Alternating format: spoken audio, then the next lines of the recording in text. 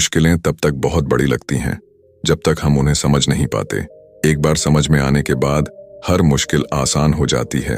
अगर किसी समस्या को देखकर आप चिंतित हो जाते हो तो ये कहानियां सुनने के बाद आपको ये समझ आ जाएगा कि किसी भी मुश्किल को आसान कैसे किया जाता है। इससे पहले कि आप इन कहानियों में खो जाएं, इस चैनल को सब्सक्राइब करना ना भूलें। तो चलिए कहानी शुरू करते हैं। एक बार गौतम बुद्ध एक वृक्ष के नीचे बैठकर अपनी साधना में लीन थे। यह ध्यान वह काफी दिन से कर रहे थे। एक दिन एक शिकारी उस रास्ते से जा रहा था। उसने महात्मा बुद्ध के बारे में काफी तारीफ सुनी थी, उनके स्वभाव के बारे में, ज्ञान के बारे में, लेकिन यह सब सुनकर भी वह उनसे संतुष्ट नहीं था। वास्तव में उसे महात्मा बुद्ध की इन बातों पर विश्वास नहीं था। उसने जब महात्मा बुद्ध को साधना करते देखा तो उसके मन में विचार आया कि क्यों न बुद्ध की परीक्षा ली जाए, इससे उनकी असलियत का तो पता लग ही जाएगा। शिकारी वहीं पर खड़े होकर सोचने लगा कि क्या किया जाए। तुरंत उसके मन में एक विचार आया। शिकारी ने पत्थर उठाकर साधना में लीन बुद्ध को फेंक कर मारा। वह पत्थर बहुत जोर से बुद्ध को लगा, लेकिन उन्होंने कोई प्रतिक्रिया नहीं दी। वह चुपचाप अपनी साधना में लीन रहे। शिकारी कुछ देर तक महात्मा बुद्ध की तरफ देखकर सोचता रहा कि अब महात्मा बुद्ध कुछ प्रतिक्रिया करेंगे, किंतु महात्मा बुद्ध अपनी साधना में लीन थे। उन्होंने कोई प्रतिक्रिया नहीं की। शिकारी बहुत ही उद्दंड प्रवृत्ति का था। कुछ देर बाद उसने फिर से पत्थर फेंका। वह पत्थर इस बार महात्मा बुद्ध की आंख पर लगा और उस जगह से खून बहने लगा। महात्मा बुद्ध को महसूस हो गया था कि उनके शरीर से रक्त बह रहा है, लेकिन तब भी वह अपने ध्यान में लीन बैठे रहे। ये देखकर शिकारी और ज्यादा क्रोधित हो गया। उसे समझ नहीं आ रहा था कि इतनी चोट के बाद भी वह कोई प्रतिक्रिया क्यों नहीं दे रहे हैं। तब उसने और क्रोध में एक और पत्थर फेंक कर मारा। इस बार बुद्ध के शरीर से बहुत ज्यादा खून बहने लगा था। उन्हें इतनी पीड़ा हो रही थी कि उनकी आंखों से आंसू बहने लगे थे, लेकिन तब भी उन्होंने अपनी साधना नहीं छोड़ी। यह देखकर शिकारी से अब रहा नहीं गया और उनके पास जाकर बोला कि हे महात्मा, मुझे आपसे कुछ पूछना है। बुद्ध ने अपनी आंखें खोली। बुद्ध की आंखों की चमक से वह आदमी हैरान हो गया। बुद्ध ने कहा, पूछो, क्या पूछना है? शिकारी ने कहा कि जब मैंने आपको पत्थर मारा तो आपने कोई प्रतिक्रिया नहीं दी, जबकि चोट आपको लगी है, आपको पीड़ा भी हो रही है, लेकिन तब भी आपने कुछ नहीं कहा। तब महात्मा बुद्ध ने बड़ी ही सरलता के साथ कहा, क्योंकि इससे मेरे शरीर को कष्ट हुआ है, मेरे मन मस्तिष्क को नहीं। यह सुनकर शिकारी अचंभित रह गया। उसने फिर महात्मा बुद्ध से पूछा, फिर आपकी आंखों से आंसू क्यों बह रहे थे? इस पर महात्मा बुद्ध ने कहा, तुम्हारे द्वारा किए गए अनुचित कार्य के परिणाम के बारे में मेरा मस्तिष्क, मेरी आत्मा विचार करके रो रही थी। तुमने इतना बड़ा पाप किया है और तुम्हें तो इसके बारे में आभास भी नहीं है। तुम्हें इसकी कैसी सजा मिलेगी, तुमको तो यह भी नहीं पता। मेरे मस्तिष्क में यही विचार आ रहा था।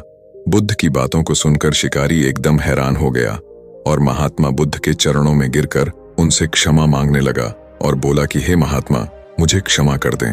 मुझे आप पर विश्वास नहीं था। मुझे लगता था कि आपकी हर चीज झूठी है, लोग बेकार ही आपकी बड़ाई करते हैं, परंतु आज मुझे यह यकीन हो गया कि आपका ज्ञान सत्य है। मुझे क्षमा कर दें और अपने पास शरण दें। बुद्ध बहुत ही दयालु प्रवृत्ति के थे। उन्होंने शिकारी से कुछ नहीं कहा। उन्होंने उसे माफ कर दिया और उसे अपना आशीर्वाद दे दिया। वह शिकारी महात्मा बुद्ध का आशीर्वाद पाकर एक महान साधक के रूप में जीवन व्यतीत करने लगा। दोस्तों, इस कहानी से हमें कुछ सीखने को मिलता है। सबसे पहले जब भी हम ध्यान करते हैं तो हमें छोटी मोटी चीजें ही विचलित कर देती हैं। कहीं से कोई आवाज आई और हमारा ध्यान टूट गया, हमारे मन में कोई विचार उठा और हमारा ध्यान भंग हो गया। लेकिन निरंतर ध्यान का अभ्यास करने से हमारा ध्यान इतना मजबूत हो जाता है कि कोई हमें पत्थर भी फेंक कर मारेगा तो भी हमारा ध्यान भंग नहीं होगा। दूसरी बात, पीड़ा पहुंचाने वाले से क्षमा करने वाला बहुत महान होता है। यदि आपको कोई पीड़ा पहुंचा रहा है और उसके बावजूद आप उसे माफ कर देते हैं तो उस आदमी का हृदय परिवर्तन होना निश्चित होता है। लेकिन हम अपने अहंकारवश हमें पीड़ा पहुंचाने वाले को कभी माफ ही नहीं करते और इसीलिए हमारे संबंध कभी अच्छा नहीं बन पाते। तीसरी बात, अनजाने में हम ऐसे ऐसे पाप कर देते हैं कि हमें यह भी नहीं पता कि उनका दंड क्या मिलेगा। कोई भी काम करते वक्त उसको पूरे होशो हवास में करो कि इस काम को करने से क्या प्रभाव होगा, कहीं यह काम किसी प्राणी को आघात तो नहीं पहुंचाएगा। ऐसा प्रशिक्षण करने के बाद वह काम ही असली कर्म कहलाता है। इस बात पर मैं अगली कहानी सुनाने जा रहा हूं। इस कहानी को आखिर तक सुनने के बाद आपके बहुत सारे सवालों के जवाब आपको मिलेंगे। एक बार गौतम बुद्ध अपने शिष्यों के साथ भ्रमण कर रहे थे। दिन ढलता जा रहा था। बुद्ध के शिष्य उनके इतना चलने के कारण उन्हें एक पेड़ के पास ले गए। वहां पेड़ की छांव में ठंडी हवा चल रही थी। बुद्ध ने वहां सभी शिष्यों को कुछ देर आराम करने के लिए कहा। सभी शिष्य वहां बुद्ध के साथ बैठ गए। तभी उनमें से एक शिष्य ने बुद्ध से पूछा कि हे बुद्ध, मेरे मन में एक सवाल है, आप मुझे उसका उत्तर देंगे? बुद्ध ने कहा, पूछो। तब शिष्य ने कहा कि क्या विद्या को किसी बल के द्वारा भी सीखा या छीना जा सकता है? तब बुद्ध ने कहा कि नहीं, विद्या को केवल सेवा भाव से ही सीखा जा सकता है। शिष्य ने पूछा, कैसे? तब बुद्ध ने कहा कि मैं तुम्हें इसे एक कहानी के माध्यम से समझाता हूँ। बहुत समय पहले एक फकीर एक जंगल में घास फूस की झोपड़ी बनाकर रहता था।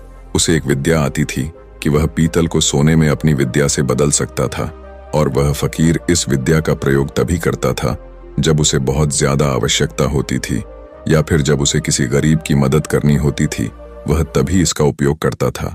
एक दिन एक बहुत ही गरीब ब्राह्मण उसके पास आया।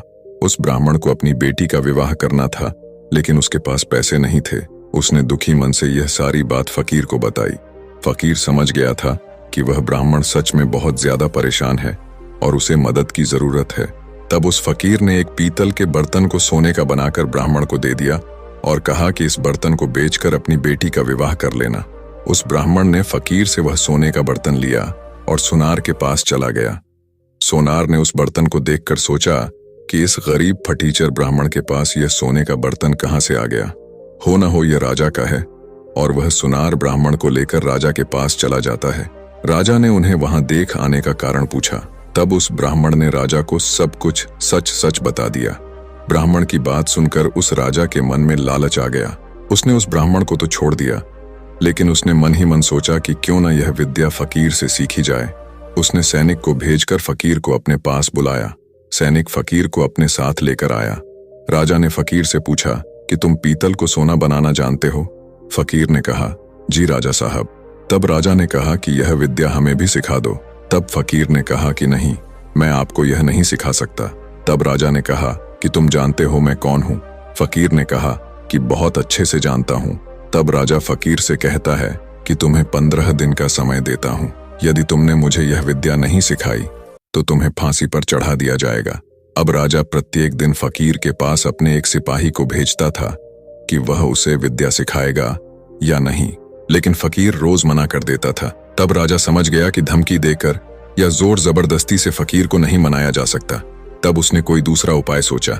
जब 15 दिन पूरे होने में 7 दिन बाकी थे, तब राजा रोज फकीर के पास भेष बदल कर जाता है और रोज उसकी सेवा करता है। राजा ने फकीर की इतनी सेवा की कि वह खुश हो गया और फकीर ने पूछा कि बता, तू क्या चाहता है? तब उसने कहा कि आप मुझे यह विद्या सिखा दीजिए जिससे आप पीतल को सोने में परिवर्तित कर देते हैं।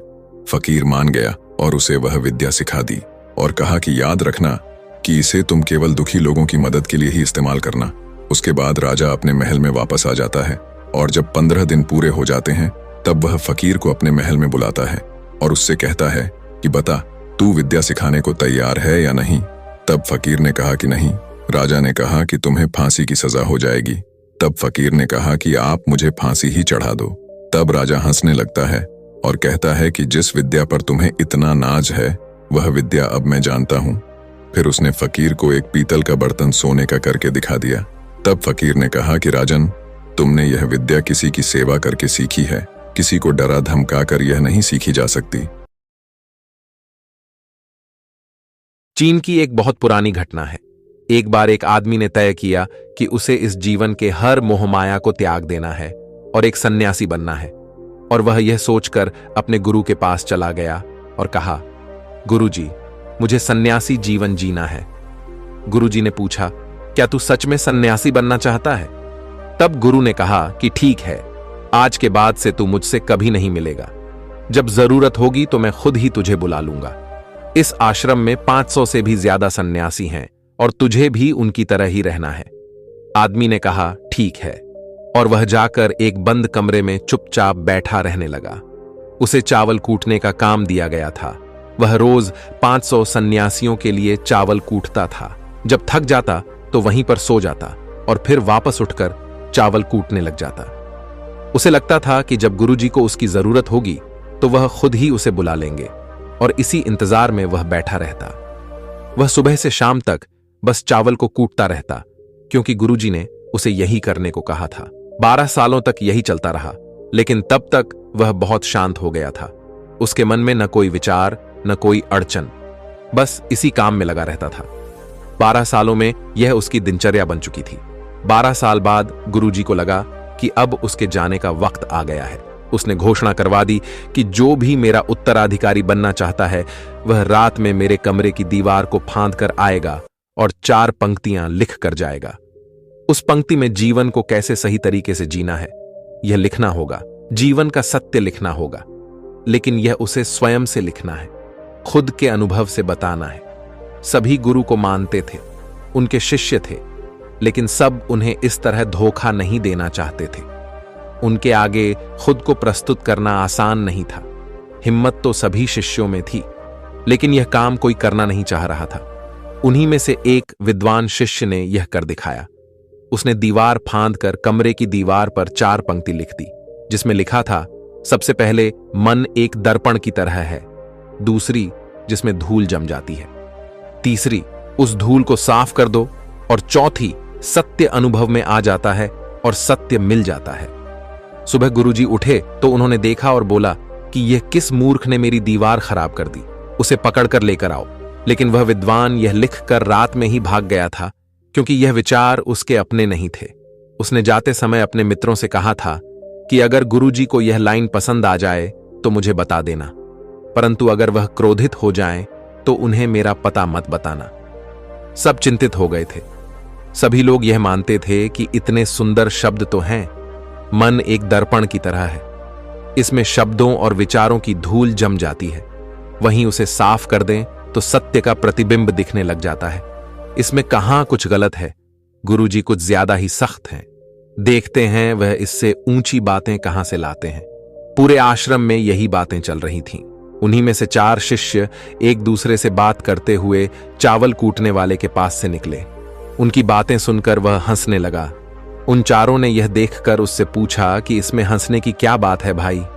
तब वह बोला कि सही तो कह रहे हैं गुरुजी, किस नासमझ ने यह लिखा है।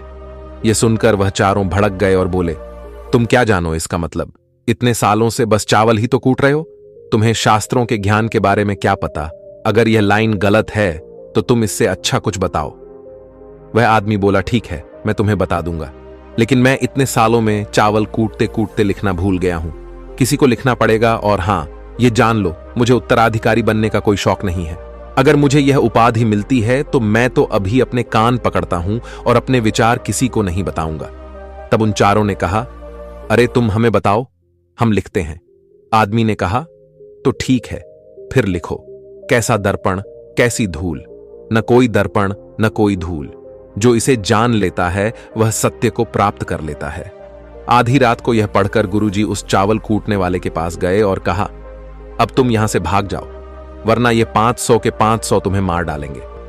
ये मेरा चोगा ले, तू मेरा उत्तराधिकारी बनना चाहे या ना चाहे, इससे कोई फर्क नहीं पड़ता, लेकिन मैंने तुझे ही अपना उत्तराधिकारी माना है, और अगर यह बात इन सबको पता चल गई तो यह बर्दाश्त नहीं कर पाएंगे कि एक चावल कूटने वाला उत्तराधिकारी कैसे बन गया। तू सत्य को प्राप्त हो गया है और आत्मज्ञान को पा लिया है, और शास्त्र जानने वाले अपना सर पीटते रह गए, इसलिए तू यहां से दूर भाग जा।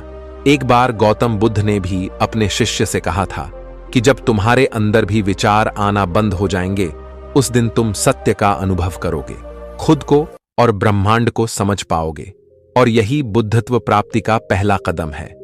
मन को शांत करने का पहला तरीका जो बौद्ध ग्रंथों में बताया गया है, वह है खुद के विचारों पर काम करना।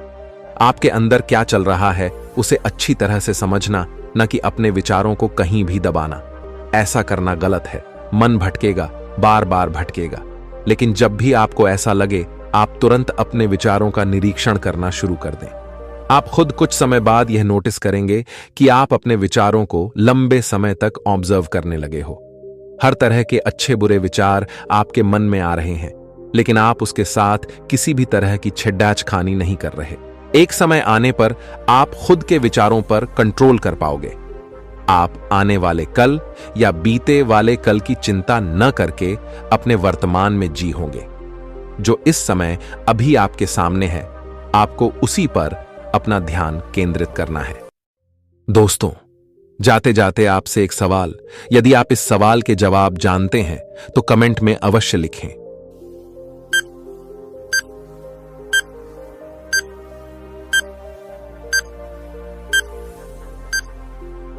अगर यह कहानी आपको थोड़ी सी भी ज्ञानवर्धक लगी तो इसे अपने सगे संबंधियों और दोस्तों के साथ शेयर करना ना भूलें। और हां, ऐसी ही कहानियां सुनने के लिए हमारे चैनल को सब्सक्राइब कर लें और इस वीडियो को लाइक जरूर कर दें। और हां, कमेंट सेक्शन में जरूर बताएं कि आपको इस कहानी से क्या ज्ञान मिला। तो मिलते हैं अगली किसी कहानी में, तब तक के लिए ध्यान करते रहिए।